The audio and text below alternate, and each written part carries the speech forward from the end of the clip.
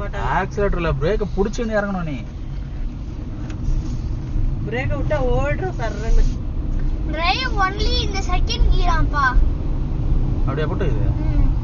இறங்குறவங்களுக்கா ஏறுறவங்களுக்கா? ஏறவங்களுக்கு. நம்ம சைடு போட்டுருந்தா ஏறுறவங்களுக்கு.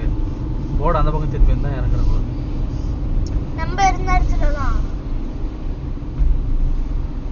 கார்னர்ஸ்ல.